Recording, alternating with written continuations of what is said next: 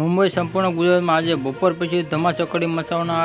આંધી તોફાની વ્યાપમાં આ શહેર મુંબઈ સુધી જોવા મળી હતી. સમગ્ર મહારાષ્ટ્રમાં પાછળ થોડામાં દિવસોમાં ધમાચકડી મચાવતા પછી આંધી તોફાનીને કમોસમી વરસાદના મુંબઈમાં પર એન્ટ્રી મારી છે અને મુંબઈ તેની આસપાસના વિસ્તારમાં તોફાની આંધી વરસાદનો આખા ગુજરાતમાં ગતિ અટકાવી દીધી હતી. એટલું જ નહીં, એટલે કે જ્યારે આ ભયાનક અકસ્માત થયા હતા એ પૈકી ઘાટ વડાળો વિસ્તારમાં 2 અકસ્માત ઘટના સ્થળમાં બંને અકસ્માત હોવાળા ઊભા કરી દેવી વળી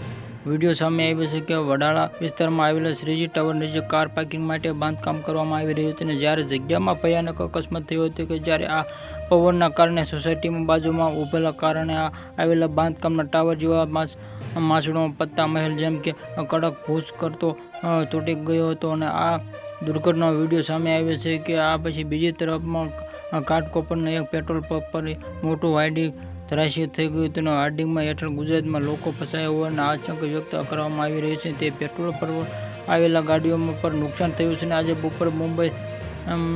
ની સાથે અને નવી મુંબઈ સાથે કલ્યાણ ડોંબિવલી બદલાપુર આસપાસ વિસ્તારમાં તોફાની બદલાપુર કરતા અમરનાથના સ્ટેશન પાસે આવેલા વ્યાર પર